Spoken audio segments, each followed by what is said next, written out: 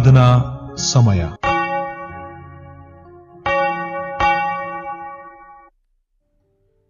ನಾವು ಈ ದಿನದ ಆರಾಧನಾ ಸಮಯವನ್ನು ಪ್ರಾರಂಭ ಮಾಡುವ ಹಾಗೆ ನಮ್ಮ ಕಣ್ಣುಗಳನ್ನು ಮುಚ್ಚಿ ಪ್ರಾರ್ಥನೆ ಮಾಡೋಣ.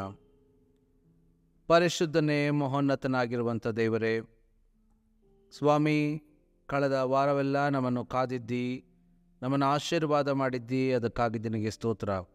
ಈಗಲೂ ನಿನ್ನ ಸನ್ನಿಧಾನಕ್ಕೆ ಬರುವಂಥ ಕೃಪೆಯನ್ನು ನಮಗೆ ಕೊಟ್ಟಿದ್ದಕ್ಕಾಗಿ ನಿನಗೆ ಸ್ತೋತ್ರವೂ ಮಹಿಮೆಯೂ ಉಂಟಾಗಲಿ.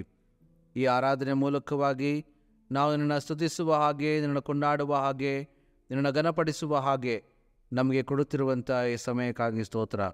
ಈ ಆರಾಧನೆಯಲ್ಲಿ ನಿನ್ನ ಪ್ರಸನ್ನತೆಯನ್ನು ಅನುಗ್ರಹ ಮಾಡಿಕೊಟ್ಟು ಈ ಆರಾಧನೆಯ ಆದಿಯೂ ಅಂತ್ಯವೂ ಮಧ್ಯಸ್ಥನು ನೀನಾಗಿದ್ದು ನಡೆಸೆಂದು ಯೇಸು ಕ್ರಿಸ್ತನ ಮುಖಾಂತರ ಪ್ರಾರ್ಥನೆಯನ್ನು ಬೇಡುವಂಥವರಾಗಿದ್ದೇವೆ. ಆಮೇನ್. ನಾವು ಹಾಡುವಂಥ ಸಂಗೀತದಲ್ಲಿ 39ನೆಯ ಸಂಗೀತವನ್ನು ಹಾಡೋಣ. 39ನೆಯ ಸಂಗೀತ, ಓ ಬನ್ನಿ ಹಿರಿಕಿರಿಯರೇ ಸುರಾಗವೆತ್ತಿರಿ.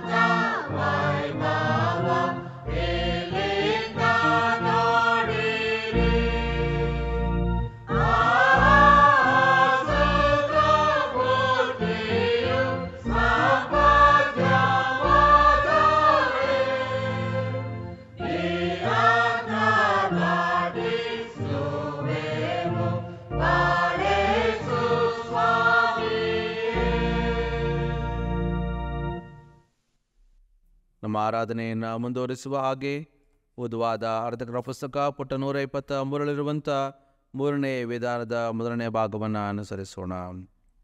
ಕೃತಜ್ಞತಾ ಸ್ತುತಿಯೊಡನೆ ಆತನ ಮಂದಿರ ದ್ವಾರಗಳಿಗೂ ಕೀರ್ತಿನೊಡನೆ ಆತನ ಅಂಗಡಿಗಳಿಗೂ ಬನ್ನಿರಿ. ಆತನ ಉಪಕಾರ ಸ್ಮರಿಸಿರಿ, ಆತನ ನಾಮವನ್ನು ಕೊಂಡಾಡಿರಿ.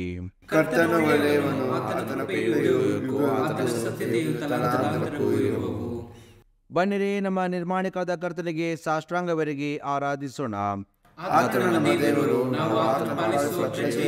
ಆತನ ಕೈಗಳಿದ್ದೇವೆ. ಕರ್ತನ ಪರ್ವತವನ್ನು ಹತ್ತತಕ್ಕವನು ಯಾರು? ಆತನ ಪವಿತ್ರ ಸ್ಥಾನದಲ್ಲಿ ನಿಲ್ಲುವುದಕ್ಕೆ ಎಂಥವನು ಯೋಗ್ಯನು?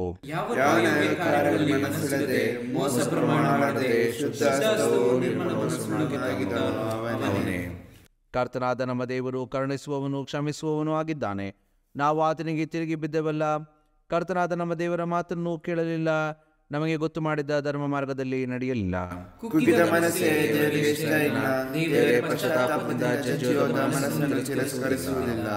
ಏಸು ಇಂತೆಂದನು, ಎಲೆ ಕಷ್ಟಪಡುವರೇ, ಹೊರೆ ಹೊತ್ತವರೇ, ನೀವು ನನ್ನ ಬಳಿಗೆ ಬನ್ನಿರಿ, ನಾನು ನಿಮಗೆ ವಿಶ್ರಾಂತಿ ಕೊಡುವೆನು.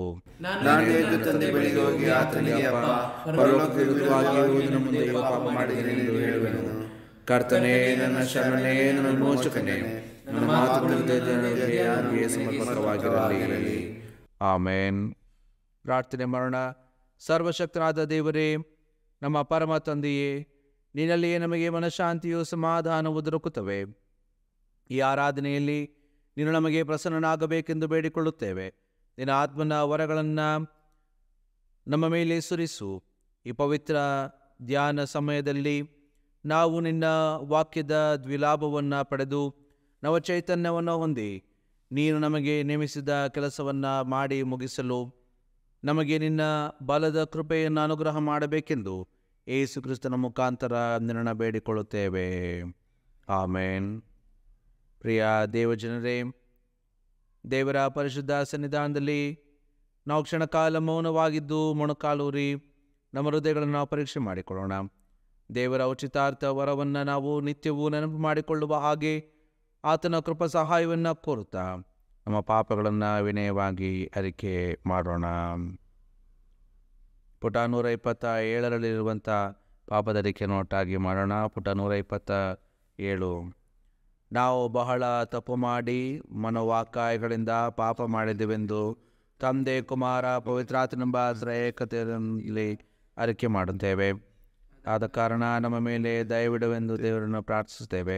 ಸರ್ವಶಕ್ತನಾದ ದೇವರೇ, ನಮ್ಮ ಮೇಲೆ ಕರುಣೆ ಇಟ್ಟು ನಮ್ಮ ಪಾಪಗಳನ್ನೆಲ್ಲ ಕ್ಷಮಿಸಿ ಎಲ್ಲ ಕೇಡಿನಿಂದ ನಮ್ಮನ್ನು ಬಿಡಿಸು. ಎಲ್ಲ ಸದಾಚಾರದಲ್ಲಿ ನಮ್ಮನ್ನು ನೆಲೆಗೊಳಿಸಿ ಬಲಪಡಿಸಿ ನಿತ್ಯ ಜೀವದಲ್ಲಿ ಸೇರಿಸಿ ಎಂದು ನಮ್ಮ ಕರ್ತನಾದ ಯೇಸು ಕ್ರಿಸ್ತನ ಮುಖಾಂತರ ನಿನ್ನನ್ನು ಬೇಡಿಕೊಳ್ಳುತ್ತೇವೆ. ಆಮೇನ್. ಪ್ರಾರ್ಥನೆ ಮಾಡೋಣ. ದೇವರೇ, ಸದಾ ಕರುಣೆ ತೋರಿಸುವುದು ಕ್ಷಮಿಸುವುದರಿಂದ ಸ್ವಭಾವವೇ ಆಗಿದೆ. ನಮ್ಮ ಬಡ ಭಿನ್ನಗಳನ್ನು ಲಾಲಿಸಿ ನಮ್ಮ ಪಾಪಗಳ ಸಂಕುಲಿಂದ ನಾವು ಬಂಧಿತರಾಗಿದ್ದರೂ ಕರುಣಾಸಾಗರ ನೀನು ನಮ್ಮ ಮಧ್ಯಸ್ಥಿಕನು ಸಹಾಯಕನೂ ಆಗಿರುವ ಯೇಸು ಕ್ರಿಸ್ತನ ಘನಕ್ಕಾಗಿ ನಮ್ಮನ್ನು ಬಿಡುಗಡೆ ಮಾಡಬೇಕೆಂದು ನಿನ್ನ ವಿನಯವಾಗಿ ಬೇಡಿಕೊಳ್ಳುತ್ತೇವೆ. ಆಮೇನ್. ದೇವರ ವಾಕ್ಯದ ಭಾಗವನ್ನು ಓದಿ ಕೇಳೋಣ. ವಿಮೋಚನಾ ಕಾಂಡ 3ನೇ ಅಧ್ಯಾಯ ವಚನ 1ರಿಂದ 10ರವರೆಗೆ. ವಿಮೋಚನಾ ಕಾಂಡ 3ನೇ ಅಧ್ಯಾಯ ವಚನ 1ರಿಂದ 10ರವರೆಗೆ.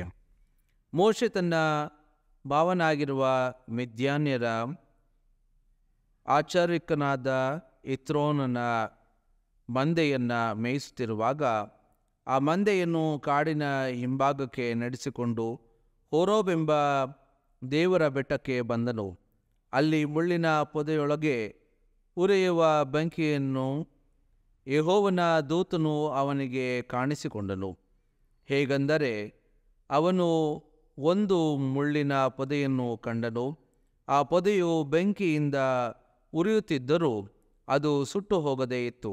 ಆಗ ಮೋಶೆ, ನಾನು ದಾರಿ ಬಿಟ್ಟು ಈ ಆಶ್ಚರ್ಯವನ್ನು ನೋಡಿ ಪೊದೆಯು ಸುಟ್ಟು ಹೋಗದೇ ಇರುವುದಕ್ಕೆ ಕಾರಣವನ್ನು ತಿಳಿದುಕೊಳ್ಳುವೆನು ಅಂದುಕೊಂಡನು. ನೋಡುವುದಕ್ಕೆ ಅವನು ದಾರಿ ಬಿಟ್ಟನು. ಯೆಹೋವನು ಕಂಡನು. ದೇವರು ಆ ಪೊದೆಯೊಳಗಿಂದ ಮೋಶೆಯೇ, ಮೋಶೆಯೇ ಎಂದು ಕರೆದನು. ಅದಕ್ಕವನು, ಇಗೋ ಇದ್ದೇನೆ ಅಂದನು. ದೇವರು ಅವನಿಗೆ, ನೀನು ಹತ್ತಿರ ಬರಬೇಡ, ನಿನ್ನ ಕಾಲಿನ ಕೆರಗಳನ್ನು ತೆಗೆದುಹಾಕು, ನೀನು ನಿಂತಿರುವ ಸ್ಥಳವು ಪರಿಶುದ್ಧ ಭೂಮಿ ಎಂದು ಹೇಳಿದನು.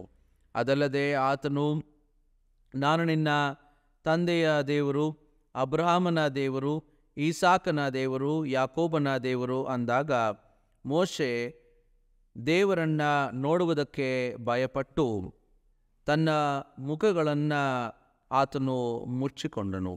ಆಗ ಯೆಹೋವನು, ಐಗುಪ್ತ ದೇಶದಲ್ಲಿರುವ ನನ್ನ ಜನರ ದುರಾವಸ್ಥೆಯನ್ನು ನಾನು ನೋಡಿದ್ದೇನೆ. ಬಿಟ್ಟಿ ಮಾಡಿಸುವವರ ವಿಷಯದಲ್ಲಿ ಅವರು ಇಟ್ಟ ಮೊರೆಯನ್ನು ನಾನು ಕೇಳಿದ್ದೇನೆ. ಅವರ ದುಃಖವನ್ನೆಲ್ಲ ನಾನು ಬಲ್ಲೆನು.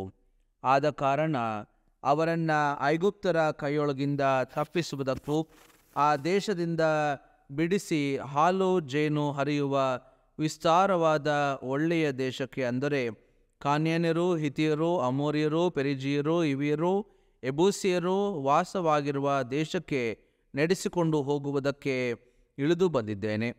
ಈಗ ಕೇಳು, ಇಸ್ರಾಯೇಲರ ಕೂಗು ನನಗೆ ಮುಟ್ಟಿತು. ಐಗುಪ್ತರ ಅವರಿಗೆ ಕೊಡುವ ಉಪದ್ರವವನ್ನು ನಾನು ನೋಡಿದ್ದೇನೆ. ಆದ್ದರಿಂದ ನನ್ನ ಜನರಾಗಿರುವ ಇಸ್ರಾಯೇಲರನ್ನು ಐಗುಪ್ತ ದೇಶದಿಂದ ಹೊರಗೆ ಬರಮಾಡುವುದಕ್ಕೆ ನಿನ್ನನ್ನು ಫರೋಹನ ಬಳಿಗೆ ಕಳುಹಿಸುತ್ತೇನೆ ಬಾ ಅಂದನು ಎಂಬುವಂಥದ್ದೇ. ನಾವು ಹಾಡುವಂಥ ಸಂಕೀರ್ತನೆಯಲ್ಲಿ 31ನೆಯ ಸಂಕೀರ್ತನೆಯನ್ನು ಹಾಡೋಣ. 31ನೆಯ ಸಂಕೀರ್ತನೆ. ವಿಜಯ ರಾಜ ನೀನೆ, ಸೃಜನ ರಾಜ ನೀನೆ, ಯೇಸುವೆ.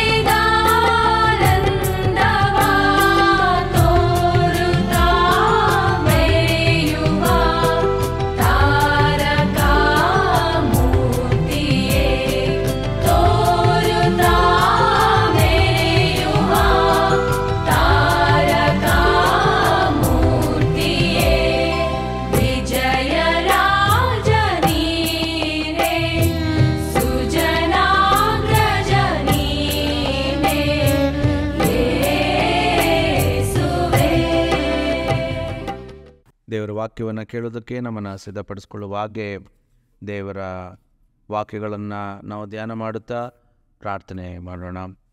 ಪರಮ ಪ್ರೀತಿಯುಳ್ಳಂಥ ದೇವರೇ, ನಿನ್ನ ನಾಮಕ್ಕೆ ಸ್ತೋತ್ರವಾಗಲಿ.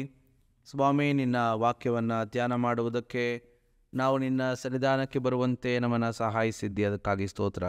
ಈಗಲೂ ನಿನ್ನ ವಾಕ್ಯಗಳ ಮೂಲಕವಾಗಿ ನಮ್ಮನ್ನು ಚೈತನ್ಯಗೊಳಿಸು, ನಮ್ಮನ್ನು ಬಲಪಡಿಸೆಂದು ಯೇಸು ಕ್ರಿಸ್ತನ ಮುಖಾಂತರ ಪ್ರಾರ್ಥಿಸುವಂಥವರಾಗಿದ್ದೇವೆ. ಆಮೆನ್. ಈ ದಿನದ ವಾಕ್ಯ ಧ್ಯಾನಕ್ಕೆ ನಮಗೆ ಇರುವಂಥ ವಿಷಯ ದೈವಶಾಸ್ತ್ರದ ಭಾನುವಾರ. ದೈವಶಾಸ್ತ್ರದ ಭಾನುವಾರ. ದೈವಶಾಸ್ತ್ರದ ಭಾನುವಾರದಲ್ಲಿ ನಾವು ದೇವರ ವಾಕ್ಯವನ್ನು, ಅದರ ಅವಲೋಕನೆಯನ್ನು ಮಾಡುವುದಕ್ಕೆ ನಾವು ಬದ್ಧರಾಗುತ್ತೇವೆ.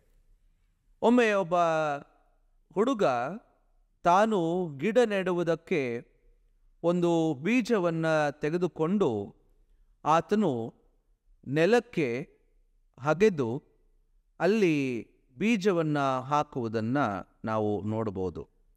ಆ ನೆಡುವಂಥ ಆ ಸಂದರ್ಭದಲ್ಲಿ ಆ ಬೀಜವನ್ನು ಹಾಕಿದೊಡನೆ ಆತನು ಆ ಬೀಜದ ಮೂಲಕವಾಗಿ ಬರುವಂಥ ಗಿಡವನ್ನು ಎದುರು ನೋಡುವಾತನಾಗಿದ್ದಾನೆ.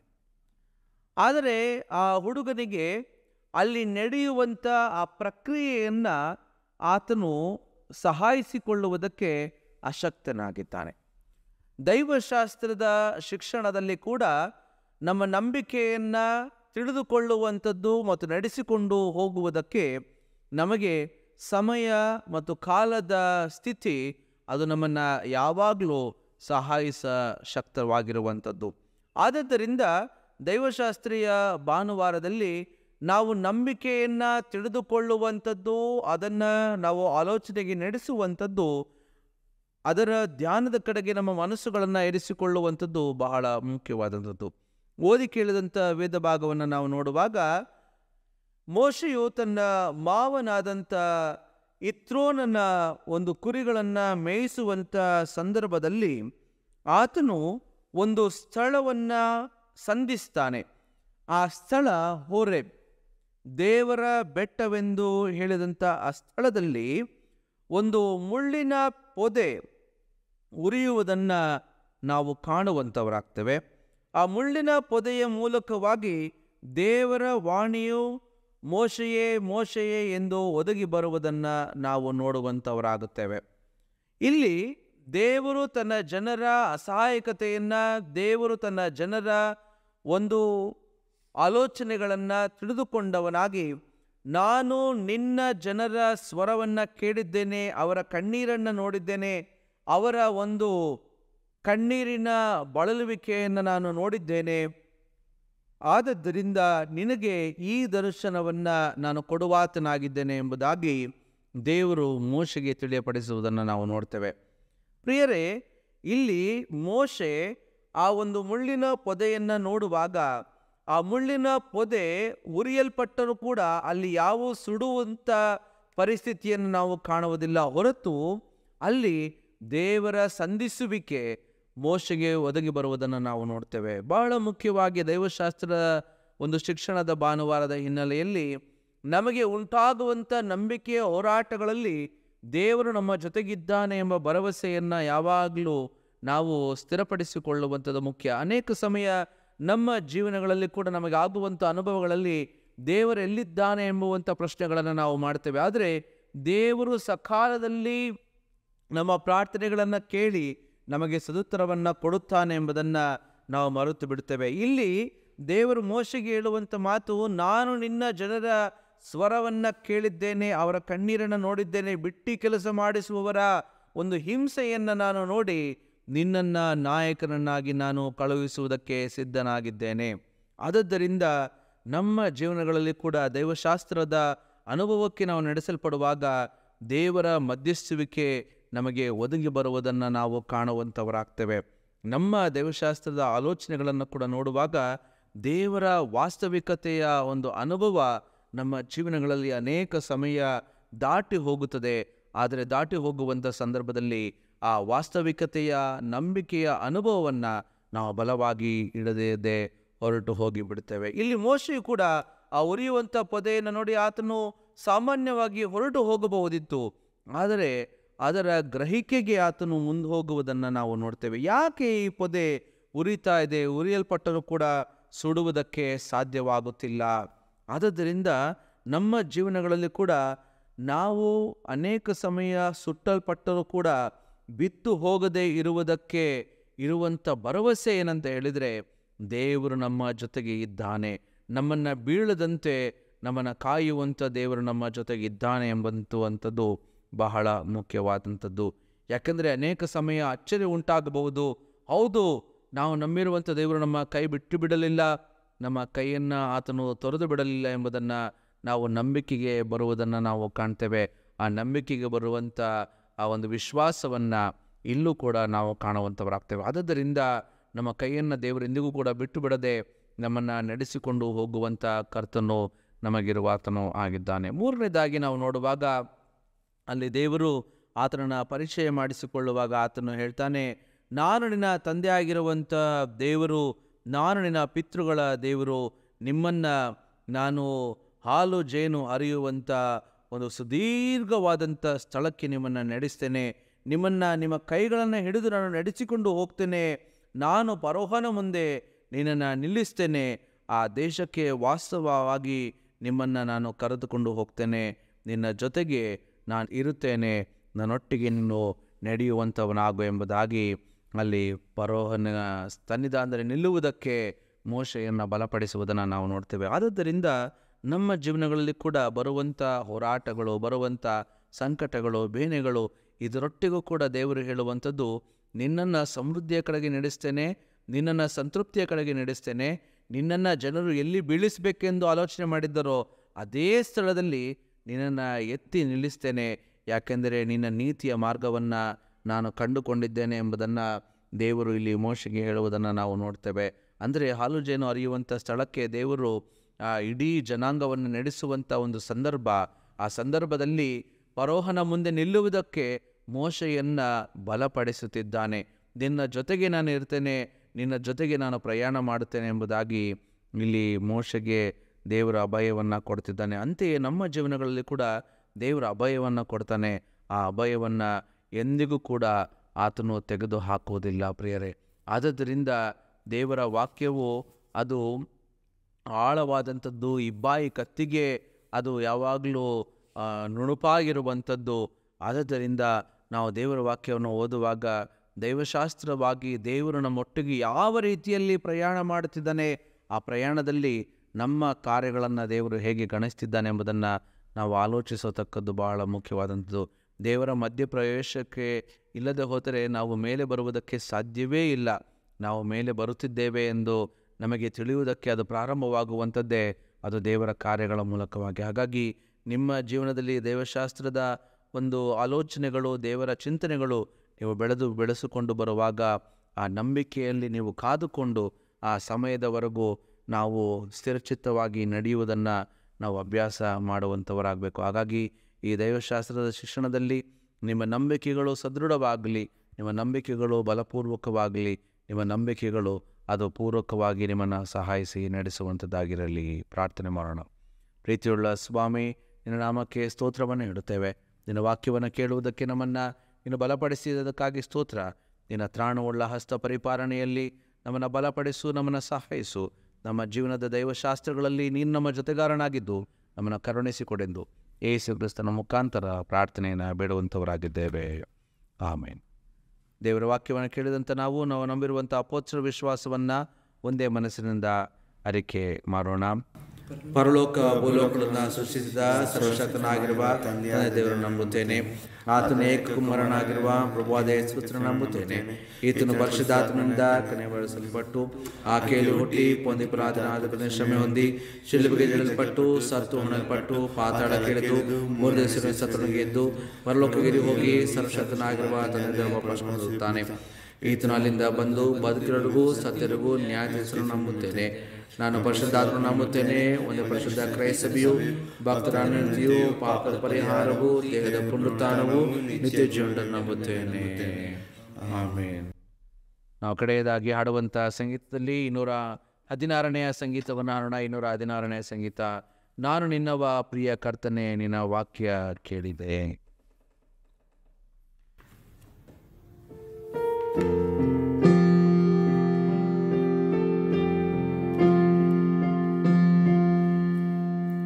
ನಾನು ನಿನ್ನವ ಪ್ರಿಯ ಕರ್ತನೆ, ನಿನ್ನ ವಾಕ್ಯ ಕೇಳಿದೆ.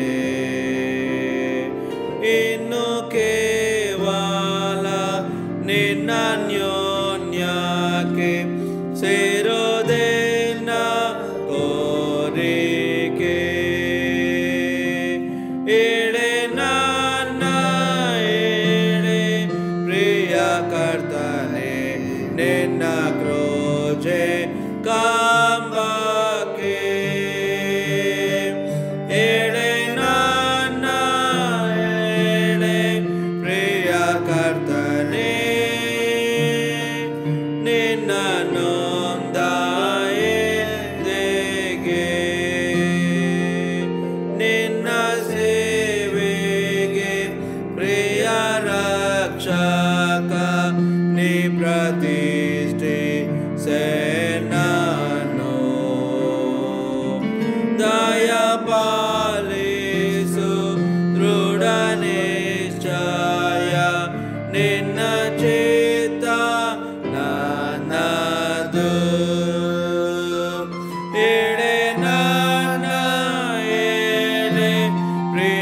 ಕರ್ತನೆ ನಿನ್ನ ಕ್ರೂಜೆ ಕಂಬಕ್ಕೆ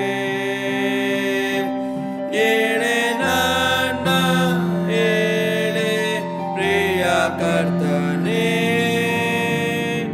ನಿನ್ನ ನೊಂದ ಎದೆಗೆ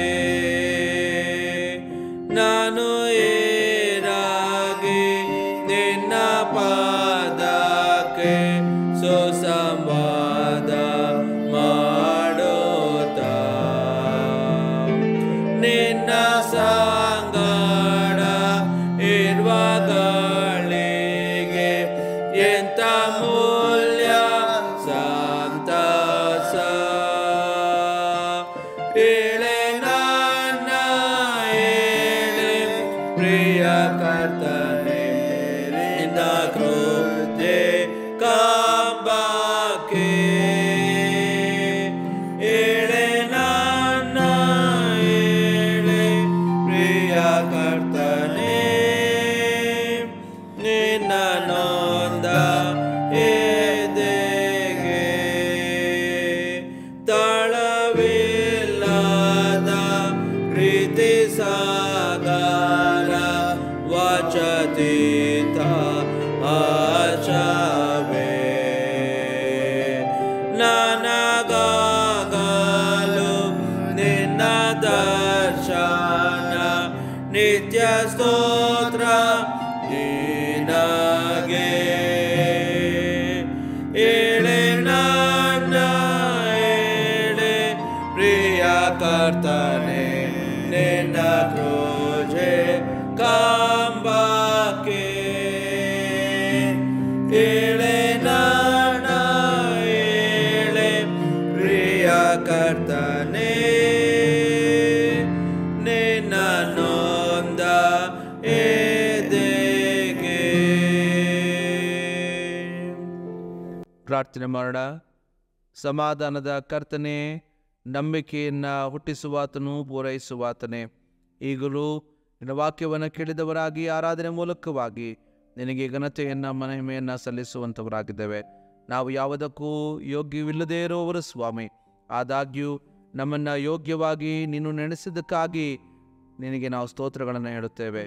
ನಿನ್ನ ಕರುಣೆಯ ಆಸಕ್ತಿಯಲ್ಲಿ ನಾವು ಯಾವಾಗಲೂ ನಿರತರಾಗುವಂತೆ ನಮ್ಮನ್ನು ಸಹಾಯಿಸು, ನಮ್ಮನ್ನು ಬಲಪಡಿಸು. ತೆರವಾಗಿರುವತ್ತೆಲ್ಲರನ್ನು ಕೂಡ ಕರುಣಿಸಿದ್ದು ಯೇಸು ಕ್ರಿಸ್ತನ ಮುಖಾಂತರ ಪ್ರಾರ್ಥನೆಯನ್ನು ಬಿಡುವಂಥವರಾಗಿದ್ದೇವೆ.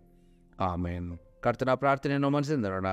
ಪರಲೋಕದಲ್ಲಿರುವ ತಂದೆಯೇ, ನಾಮವು ಪರಿಶುದ್ಧವೆಂದು ಎಣಿಸಲ್ಪಡಲಿ, ನಿನ್ನ ರಾಜ್ಯವು ಬರಲಿ, ನಿನ್ನ ಚಿತ್ತವು ಪರಲೋಕದಲ್ಲಿ ನೆರವೇರಬೇಕಾದ ಭೂಲೋಕದಲ್ಲಿ ನೆರವೇರಲಿ. ನಮ್ಮ ಆನಂದ ಪಾಲಿಸು, ನಮಗೆ ತಪ್ಪು ಮಾಡಿದ್ರೆ ನಾವು ಕ್ಷಮಿಸುವಂತೆ ನಮ್ಮ ತಪ್ಪನ್ನು ಕ್ಷಮಿಸು. ನಮ್ಮನ್ನು ಶೋಧನೆಗೆ ಸೇರಿಸದೆ ಕೇಳಿದ ನಮ್ಮನ್ನು ತಪ್ಪಿಸು. ರಾಜ್ಯವು ಬಲವು ಮಹಿಮೆಯಾಗಲಿ ಸ್ವಾಮಿ. ಆಮೇನ್. ನಂಬಿಕೆಯ ದೇವರ ಆಶೀರ್ವಾದವನ್ನು ಹೊಂದಿಕೊಳ್ಳಲು ಆಗ್ರಹಿಕೆಯನ್ನು ಬರುವಂತೆ ಯೇಸು ಕ್ರಿಸ್ತನ ಕೃಪೆಯು, ತನ್ನ ದೇವರ ಪ್ರೀತಿಯು, ಪರಿಶುದ್ಧಾತ್ಮನತೆ, ಸಹಾಯ ನಡೆಸುವಿಕೆ ತಲೆಬಾಗಿರುವಂತೆಲ್ಲರ ಸಂಗಡ ನಿತ್ಯ ಕಾಲಕ್ಕೂ ನೆಲೆಸುವಂಥದ್ದಾಗಿರಲಿ. ಆಮೇನ್.